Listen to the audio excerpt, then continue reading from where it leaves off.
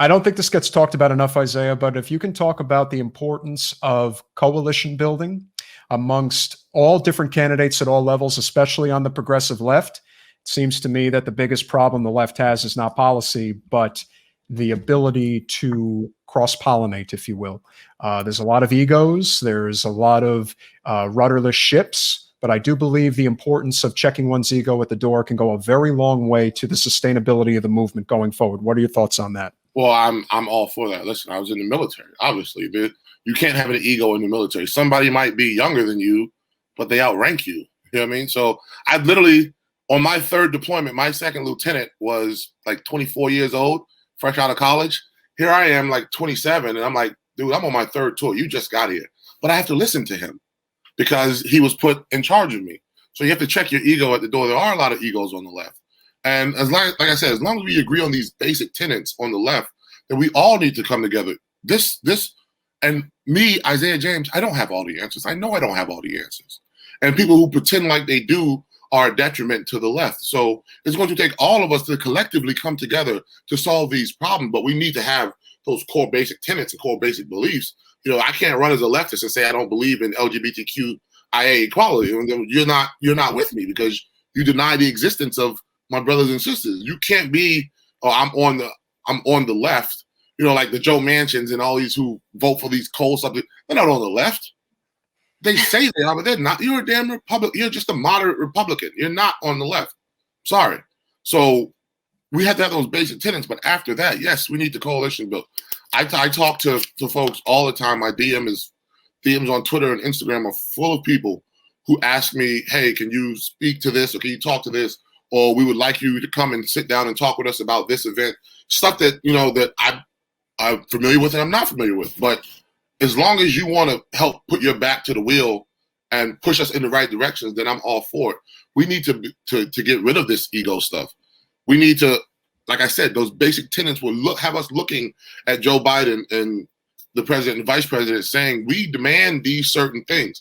Now, when we get down to the minutia on how do we get single-payer health care, okay, well, let's hash it out. Let's talk, but we need to agree on the tenet that healthcare is a human right. We need to agree on the tenet that housing is a human right and all these other things that I've listed off over the night. But the importance of coalition building, because Republicans vote, we just saw, they vote together. They're not deviating at all. They don't, 7 of them deviated and they tried to punish them for standing up for the country. How crazy is that? So we need a unity like that. And we're only going to get that unity if we start doing the work that needs to be done for the people. I can't get mad at Joe Biden if he decriminalizes marijuana. I can't say nothing bad about that. Thank you. Good job. If you, with a stroke of a pen, sign away student debt, I'm not going to criticize him. I didn't vote for Joe Biden. I voted for Bernie Sanders. I wrote it in. But I'll be damned if I don't want him to succeed, because what's good for what he does good affects people in my community. So I want him to succeed. I'm all for that. I didn't vote for him for some other reasons, the crime bill and all that other stuff, but we got it. You're here now, you know what I'm saying? Martin Luther King Jr. said, we may have arrived here on different ships, but we're all in the same boat now. So we're all in the same boat. So I want the captain of this ship to avoid the icebergs that are income inequality and racial tensions with crazy ass folks and you know, climate change. I want that captain to avoid all those icebergs. So I am rowing in that direction. But if he's not going to avoid them, then we have to take control of the ship and put people in the place who will steer the ship in the right direction. Because every empire before us has fallen. The Romans, the Greeks, the Turks, the Assyrians, the Ottomans, they've all fallen. We're no different. We're only 200 plus years old. So to think that America cannot sink beneath the waves if we don't get our act together is foolish. We have history to show us it can and will happen. And all those icebergs are dead ahead, and we have to start navigating the ship right now or we are screwed.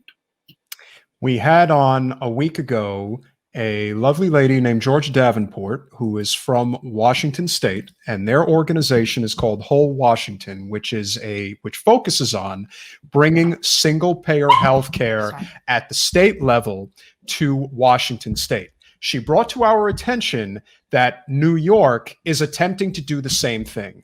Now, Are you familiar with the single payer movement in New York? And what is, I guess, what you would say the current status as far as that goes?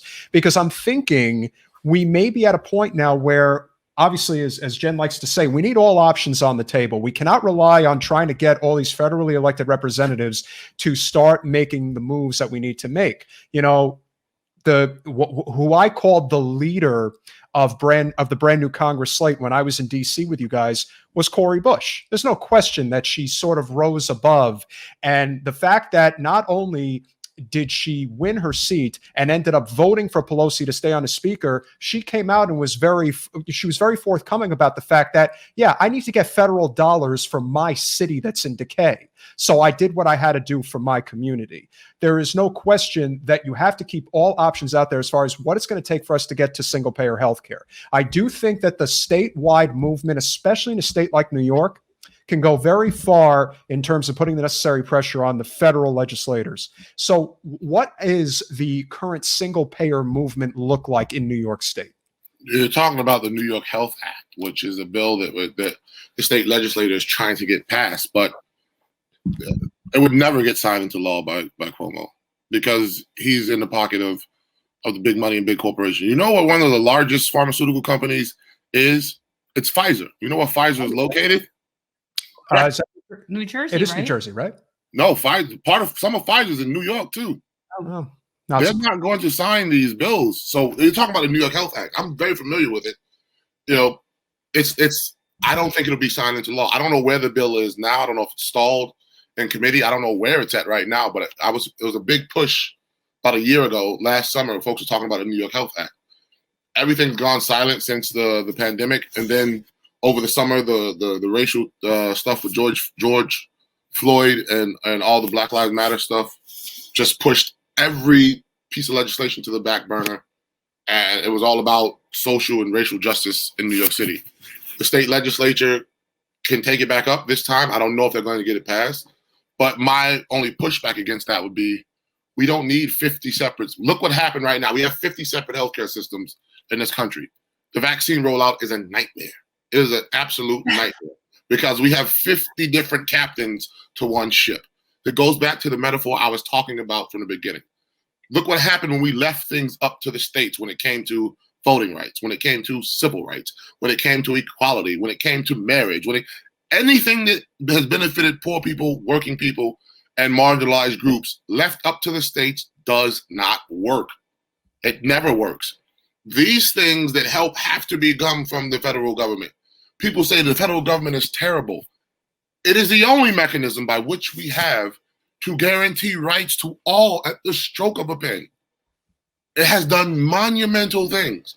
The last piece of major legislation that the government passed, I'm not talking about the ACA, because that just helped insurance companies. Yeah. The single payer option was pulled out of the ACA at the last moment. Oh, yeah. I'm talking about things like the New Deal, the Voting Rights Act, the Civil Rights Act, Loving v. Virginia with, desegregating marriage or allowing black and white folks to get married. Brown versus Board of Education. These monumental things that, legislation has been passed or has been fought for or pushed for by the federal government. They made an actual difference. And the federal government can do bad things too. Look at the crime bill. Look at the vote. Look at the Patriot Act. Look at the National Defense Authorization Act. So that's why it needs that check of we, the people. But I don't think we should have 50 separate, disparate healthcare systems because we're seeing that doesn't work right now. Even with Obamacare, we're still 40 million people out of work or 40 million people without insurance and 40 million people underinsured. Who there's still, medical bankruptcies are some of the highest bankruptcies there were. So leaving it up to the states, we see it never works to advance the equality. Now we might get the New York Health Act in New York City, but I give a damn about people in Jersey too. I care about people in Florida. I care about people in Texas and Louisiana. So if I'm running to represent people in Brooklyn at the federal level, what's good for Central Brooklyn is good for everybody. You can walk down the damn street and run through 50 ethnicities. I can go get Middle Eastern food, Chinese food, Japanese food, Jamaican food, Haitian food, Latvian food, and Serbian food in 2 blocks walking down the street. So everybody's here. Every ethnicity, every income bracket is here. So what I do for these people, fighting and busting my ass to make their lives better, will make everybody's life better. Because if you're poor in New York, you're poor in Georgia, you're poor in Alabama, you're poor in Mississippi, you're poor in Washington State. It don't matter. Thanks for watching. If you want to support our mission to transform politics into service, please like this video, subscribe, follow us on social media, and consider joining our Patreon, where you'll get early access to our interviews as well as other exclusive content. Links are in the description. Peace out.